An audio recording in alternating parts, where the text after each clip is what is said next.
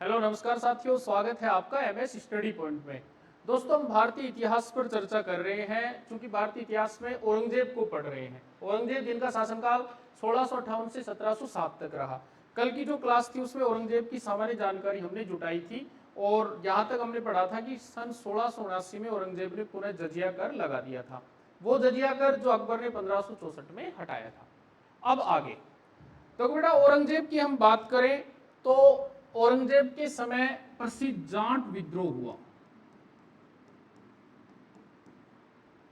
ये जो जाट विद्रोह हुआ, इस जाट विद्रोह के दो प्रसिद्ध नेता थे, गोकुल और राजा राम।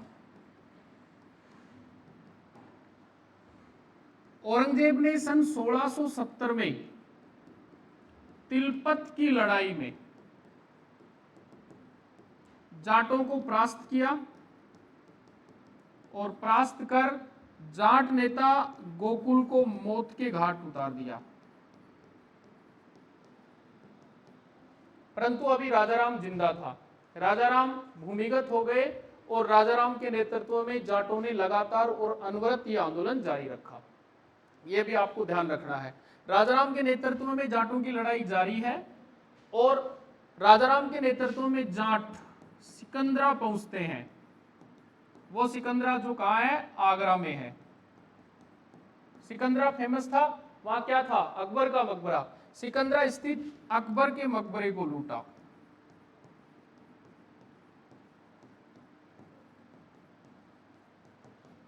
जाटों ने राजाराम जाट के नेतृत्व में गोकुल की मृत्यु के बाद में सिकंदरा पहुंचकर अकबर के मकबरे को लूटा था। और इसी समय राजाराम जाट के भतीजे चूड़ामन जाट ने स्वतंत्र भरतपुर राजवंश की नींव रखी थी। ये भरतपुर जाट राजवंश है और ये जो भरतपुर राजवंश है बेटा, इसके सबसे प्रसिद्ध शासक है महाराजा सूरजमल जाट। सूरजमल जाट, वही सूरजमल जाट जिसे जाटों का प्लेटो व अफलातून कहा जाता है। जाटों का प्लेटो भी बोलते हैं, जाटों का अफलातून भी बोलते हैं। जाट राजवंश की स्थापना किसने की? चूड़ामन जाट। चूड़ामन जाट कौन थे? राजाराम जाट के भतीजे। और इस वंश के सबसे प्रतापी शासक कौन हुए? महाराजा सूरजमल जाट। और महाराजा सूरजमल जाट को ही जाटों का प्लेटो अथवा अफलातून कहा जाता है। देखो भाई, औरंगजेब के समय की हम बात करें तो हमें याद रखना है, ध्यान रखना है, हिंदू मनसबदारों की संख्या सर्वाधिक हो गई थी। हिंदू मनसबदारों की जो संख्या थी वो औरंगजेब के समय सर्वाधिक थी। संख्या क्या हो गई? सर्वाधिक। अब एक बार तो औरंगजेब के समय स्थिति ऐसी बनी कि मनसबदारों को देने के लिए जागीरें कम पड़ गई। जागीरें पड़ गई कम, मतलब जागीर हो गई कम, मनसबदार हो गए ज्यादा। इस प्रकार की स्थिति को इतिहास में बेजागिरी कहा गया। बहुत इंपॉर्टेंट प्रश्न है। बेजागिरी वाली समस्या किसके समय आई? औरंगजेब के समय। क्या था? मनसबदार हो गए ज्यादा और जागीरें पड़ गई कम। ठीक है बेटा।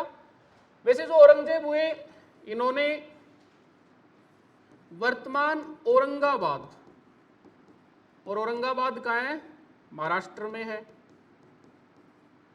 बीवी का मकबरा बनवाया था। अपनी बीवी के लिए बीवी का मकबरा बनवाया। और ये जो बीवी का मकबरा है, इसको दक्षिण का ताजमहल अथवा ताजमहल की घटिया नकल भी कहते हैं। अपने पिता की नकल करना चाह रहा था, पिता शाहजहां ने बनवाया ताजमहल मुमताज महल के लिए। ऐसे ही कोशिश की औरंगजेब ने बीवी का मकबरा बनवाने की, परंतु सफल नहीं हुआ, जिसे दक्षिण का ताजमहल और ताजमहल की घटिया नकल भी कहा जाता है। बेटा ध्यान रखना, औरंगजेब ने सन 1686 में बीजापुर को और 1687 में गोलकुंडा को विजय किया था।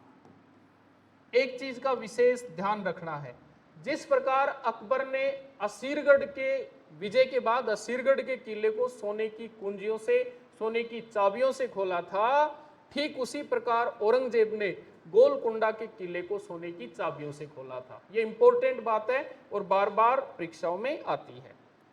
ठीक है, अब अगर बात करें औरंगजेब की, तो कुछ स्थापत्य कला में उसकी रुचि थी। उसने दिल्ली का जो लाल किला है, उस लाल किले में स्थित मोती मस्जिद का निर्माण करवाया था। कौन सी मोती मस्जिद? दिल्ली के लाल किले में स्थित मोती मस्जिद। और आगरा के किले में स्थित मोती मस्जिद का निर्माण शाहजहां ने करवाया था। बेटा ये भी अपने को ध्यान रखना है। ठीक है, औरंगजेब ने अपने शासन का आधार कुरान को बढ़ाया। कुरान मुस्लिम धर्म का पवित्र ग्रंथ है। उसने शरीयत के नियमों से शासन संचालन किया।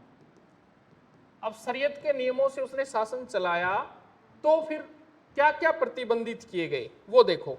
औरंगजेब ने अपने समय क्या क्या प्रतिबंध किया? जरोखा दर्शन, तुलादान प्रथा, जरोखा दर्शन बंद कर दिए, तुलादान प्रथा बंद कर दी। ठीक है, जुआ खेलना, भांग की खेती, जरोखा दर्शन, तुलादान प्रथा, जुआ खेलना, भांग की खेती, कलमा खुदवाना, नवरोज का त्योहार मनाना, सब पर क्या लगा दी? पाबंदी। कुरान को आधार बनाया, शरीयत के नियमों से शासन चलाया, जरोखा दर्शन, तुलादान प्रथा, जुआ खेलना, भांग की खेती करना, इसके अलावा कलमा खुदवाना सिक्कों पे और नवरोज का त्योहार, इन सब पे पाबंदी लगा दी थी। किसने पाबंदी लगा दी थी बेटा? औरंगजेब ने। ठीक है, इतना ही नहीं, औरंगजेब ने अपने समय संगीत पर भी पाबंदी लगाई थी। संगीत पर पाबंदी लगाकर संगीतज्ञों को अवकाश दे दिया था। इस प्रकार की बातें सामने आती हैं कि जब संगीतज्ञों को अवकाश दे दिया तो सारे संगीतज्ञ मिलकर औरंगजेब के समय और संगीत की शव यात्रा निकाल रहे थे। तब बाहर से किसी आदमी ने आकर के और औरंगजेब के दरबार में बताया कि महाराज ऐसा है कि संगीत की मृत्यु हो गई है। तो फिर औरंगजेब उससे बोलते हैं, हाँ सुना तो हमने भी है, संगीत की मृत्यु हो गई है। आदेश ऐसे दिए गए हैं कि उसकी कब्र को इतना गहरा करो कि उसकी आवाज ऊपर तक नहीं आई। तो संगीत पर पूर्ण पाबंदी लगाई, परंतु संगीत में उसे रुचि भी थी। एक चीज का आपको ध्यान रखना है, संगीत की बात चल रही है, भारतीय शास्त्र पर सर्वाधिक जो ग्रंथ लिखे गए, शास्त्र पर सर्वाधिक जो संगीत ग्रंथ लिखे गए वो औरंगजेब के समय ही लिखे गए। तो ये भी याद रखना है बेटा। बाकी संगीत पर पाबंदी पूर्ण रूप से लगा दी थी किसने? औरंगजेब ने। ठीक है, अब देखो आगे बात करते हैं। स्वयं संगीत में रुचि थी, परंतु संगीत पर उसने क्या लगा दी? पाबंदी। औरंगजेब ने अपने जितने भी सूबेदार थे उनको एक फरमान जारी किया हिंदू मंदिरों को तोड़ने का। औरंगजेब के समय बहुत सारे मंदिर भारत में तोड़े गए और हिंदू मंदिरों को तोड़ने का फरमान जारी हुआ। और इस समय जो मंदिर तोड़े गए उनमें जो मुख्य मंदिर थे, वैसे तो बहुत से मंदिर थे, पर मुख्य काशी का विश्वनाथ मंदिर और गुजरात का सोमनाथ मंदिर प्रमुख थे। ये दोनों मंदिर जो मुख्य रूप से महत्वपूर्ण है तोड़े गए किसके समय? औरंगजेब के समय। क्योंकि औरंगजेब ने अपने जितने भी प्रांतीय सूबेदार थे उनके तहत एक फरमान जारी किया था कि हिंदू मंदिरों को तोड़ा जाएगा। ठीक है बेटा। वैसे सन 1682 में औरंगजेब अपने शहजादे अकबर का पीछा करता हुआ दक्षिण भारत गया। इसके बाद उसे उत्तर भारत आने का मौका ही नहीं मिला। यह दक्षिण भारत ही उसके लिए कब्रिस्तान सिद्ध हुआ, यह भी आपको याद रखना है। और वहीं रहते हुए सन 1707 में उसकी मृत्यु हो गई।